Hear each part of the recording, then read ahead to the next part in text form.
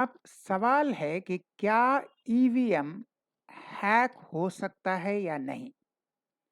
Elon Musk ने कहा कि ईवीएम हैक हो सकता है और हमारे इलेक्शन कमीशन का जो अधिकारी है वह कह रहे हैं ये ईवीएम हैक नहीं होता है।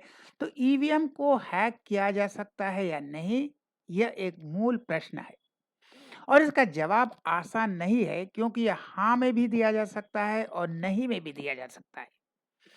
ईवीएम हैक किया जा सकता है? हाँ, यह भी सही उत्तर है और नहीं यह भी सही उत्तर है क्योंकि इलॉन मस्क अलग बात कर रहे थे और हमारे जो इलेक्शन कमिश्नर्स हैं वो अलग बात करते हैं। तो क्यों इलॉन मस्क गलत भी थे और सही भी थे, चलिए देखते हैं। एक कैलकुलेटर है, क्या आप इसे हैक कर सकते हैं? नहीं। हम 2 प्लस 1 3 आएगा, कभी 2 प्लस 1 4 नहीं आएगा। आप जितना भी अपना ब्लूटूथ चलाएं, वाईफाई चलाएं, कुछ भी चलाएं, यह कैलकुलेटर 2 प्लस 1 3 ही देगा। आप इसे 4 नहीं कर सकते। क्यों नहीं कर सकते? क्योंकि यह रिमोट एक्सेस टेक्नोलॉजी इसमें नहीं है। इसमें कोई बाहर का कनेक्शन हो ही नहीं सकता, ना ब्लूटूथ हो सकता है, ना वाईफाई हो सकता है, ना वायर्ड कनेक्शन हो सकता है। आप इसमें कहीं तार घुसाकर दूसरे किसी डिवाइस के साथ ऐड भी नहीं कर सकते। तो इसका हैक करना इम्पॉसिबल है। बाहर आप पास में खड़े रहिए, एक पावरफुल कोई भी चीज़ लेकर आप इस कैलकुलेटर को ऑल्टर नहीं कर सकते, इसमें रिमोट एक्सेस टेक्नोलॉजी नहीं है। तो इलॉन मस्क जिसकी बात कर रहे थे, वह ईवीएम रिमोट एक्सेस टेक्नोलॉजी था। उनका जो ईवीएम का कांसेप्ट है और बहुत से देशों में जो ईवीएम यूज़ होता था, वहाँ रिमोट एक्सेस टेक्नोलॉजी इनेबल्ड था, उसमें रिमोट एक्सेस टेक्नोलॉजी था। इसलिए वह कह रहे थे कि ये हैक हो सकता है। लेकिन हमारे यहाँ जो ईवीएम है, वह रिमोट एक्सेस टेक्नोलॉजी नहीं है। यह कंप्लीटली कैलकुलेटर की तरह एक अलग मशीन है, जो आप हैक नहीं कर सकते। आप मैनिपुलेट कर सकते हैं। भाई सील करके चला गया, किसी ने खोल के फिर उसमें वोट बढ़ा दिया। आप इसे बदल सकते हैं, इसी तरह का एक नकली ईवीएम रख दिया। ये तो हो सकता है, फिज़िकली हो सकता है, लेकिन इलेक्ट्रॉनिकली आप किसी तरह से हैक नहीं कर सकते। यानी रिमोट तरीके से आप हैक नहीं कर सकते। तो इसीलिए इलॉन मस्क ने जो कहा वह भी सही था। वह remote access technology enabled EVM की बात कर रहे थे और हमारे जो इलेक्शन कमिश्नर्स कह रहे हैं वह भी सही है क्योंकि यहाँ का जो ईवीएम है उसे कहते हैं स्टैंड अलोन मशीन या आइसोलेटेड एक मशीन है। इसके साथ दूसरे किसी डिवाइस को आप कनेक्ट नहीं कर सकते। तो यह क्या है, रिमोट एक्सेस टेक्नोलॉजी जब नहीं है तो आप इसे हैक नहीं कर सकते, जैसे आप कैलकुलेटर को हैक नहीं कर सकते। फिर किसी ने, अब पागल होते हैं ना बहुत से, तो किसी पागल के दिमाग में आया यह बैटरी परसेंटेज 90% कैसे हुआ? तो यहाँ 2 बातें हैं। पहली बात तो यह है कि उन्होंने जब साइन किया था, जब पोलिंग खत्म हुआ, जब उन्होंने साइन किया था, सील किया था, उस वक़्त उन्होंने बैटरी का परसेंटेज देखा ही नहीं। अगर देखता तो बोल सकते थे भाई हमने जब साइन किया था तब ये 70% था, अब 90% कैसे हो गया? उसने, किसी ने भी, किसी पार्टी ने उस वक़्त जब साइन किया और सील किया, बैटरी का परसेंटेज नोट नहीं किया। अब जो बकवास कर रहे हैं ना, 70 होता है, 80 होता है, ये बकवास है। क्योंकि आज तक किसी ने at the end of the poll, जब पोल खत्म होता है, जब ईवीएम को पैक करते हैं, सील करते हैं, अपना साइन करते हैं सब पोलिंग एजेंट, किसी ने बैटरी का परसेंटेज कभी देखा ही नहीं, यह चीज उनके दिमाग में आया ही नहीं। अब ये नया कीड़ा घुस गया, अब ये नया कीड़ा घुसा हुआ है। किसी ने आज तक बैटरी का परसेंटेज नोट डाउन नहीं किया और ना ही उस दिन किया था। तो आप, तब अगर बैटरी का परसेंटेज नोट डाउन नहीं किया तो आप कैसे कहेंगे कितना बदल गया कि कितना ये हो गया? और फिर कहते हैं कम क्यों नहीं हुआ? अरे कम नहीं होता, ऑफ करके रखते हैं। आप अपना फ़ोन ऑफ करके रखिए, देखिए बैटरी परसेंटेज वही रहेगा।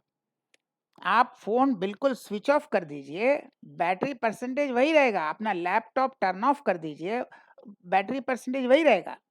मशीन स्विच ऑफ करने से बैटरी परसेंटेज कम नहीं होगा, बैटरी खर्चा नहीं होता है, आप स्विच ऑफ कर देते हैं।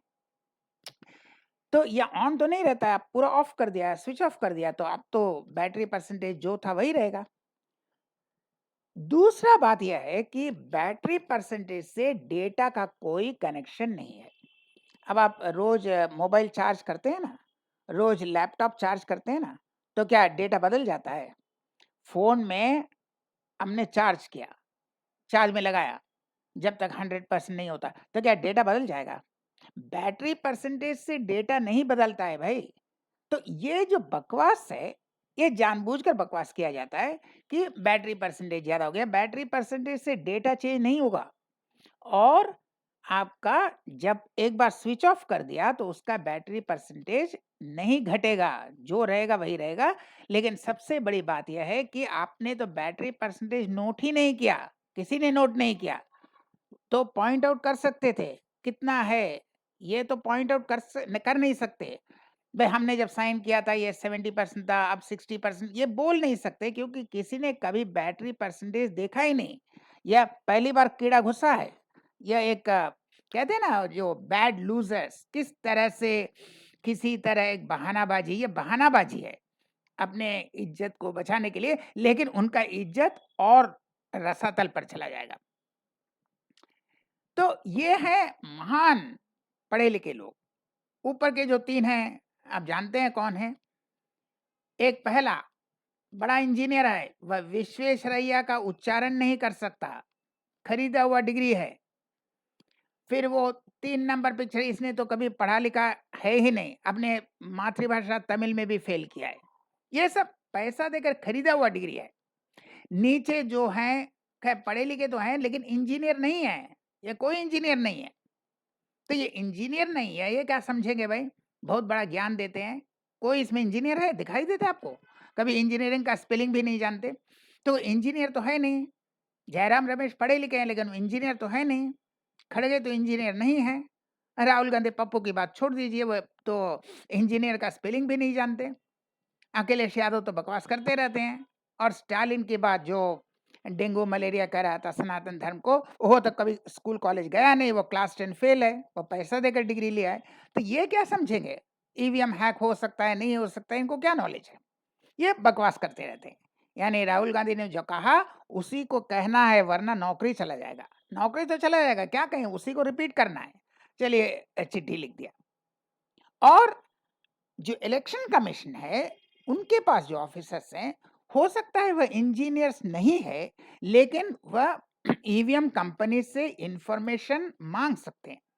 ये नहीं मांग सकते, ये नहीं मांग सकते। ये कहेंगे कि ईवीएम कंपनी से कुछ मांगेंगे तो इनको मिलेगा नहीं। लेकिन इलेक्शन कमीशन अगर कोई चिट्ठी लिखता है उस कंपनी को, तो वो टेक्निकल कोई इंफॉर्मेशन चाहिए तो उनके पास आ जाता है। तो इलेक्शन कमीशन के पास टेक्निकल इंफॉर्मेशन है, वह इंजीनियर हो या न हो, वो ईवीएम कंपनी से उनको इंफॉर्मेशन आ जाएगा जो इनको नहीं आएगा। तो इलेक्शन कमीशन जो कह रहा है वह अकॉर्डिंग टू मैन्युफैक्चरर, जो ईवीएम बनाते हैं उस कंपनी का जो इंजीनियर है उसकी बात कह रहा है। और ये जो कह रहे हैं वो पप्पू जो कहता है उसको रिपीट करते हैं, हो गया काम खत्म। तो यही है, ईवीएम हैक तब होता है जब रिमोट एक्सेस टेक्नोलॉजी होता है, वरना नहीं होगा। और बैलेट बॉक्स से आप जानते हैं, बैलेट बॉक्स से भी रिगिंग होता है। पहले तो होता था, हर चिल्लाते थे ना, रिगिंग हुआ, रिगिंग हुआ, ये रिगिंग हो रहा है, ये तो पहले भी चिल्लाते थे। जो हारता था वह चिल्लाते थे, ये हारता था वह चिल्लाते थे रिगिंग हुआ है, वो हारता था वो बोलता था रिगिंग हुआ है। तो रिगिंग तो हो ही सकता है। अब आपने देखा ये अमेरिका में इलेक्शन हुआ, बैलेट पेपर से तो हुआ क्या? रिगिंग तो हम कह तो रहे हैं कि रिगिंग हुआ है कि नहीं वो अलग बात है, लेकिन कह तो रहे हैं। और कहीं बैलेट बॉक्स जला ही दिया, तो रिगिंग तो हर जगह होता है। तो रिगिंग करो या हैकिंग करो, इससे कोई फर्क नहीं पड़ता, आपको नतीजा सही नहीं मिलेगा, आपको मैनिपुलेटेड मिलेगा। रिगिंग कीजिए तब भी गलत रिजल्ट आएगा, और हैकिंग कीजिए तब भी गलत रिजल्ट आएगा। तो बैलेट पेपर तो रिगिंग होता है। और ईवीएम, वहां के देश में रिमोट एक्सेस टेक्नोलॉजी वाला जो ईवीएम है वो हैकिंग होता है। यहाँ पर जो स्टैंड अलोन मशीन है वहां हैकिंग नहीं होता है। आप मैनिपुलेशन अलग बात है, आप पूरा ईवीएम निकाल कर दूसरा ईवीएम रख सकते हैं, वो हो सकता है, लेकिन हैकिंग नहीं होगा।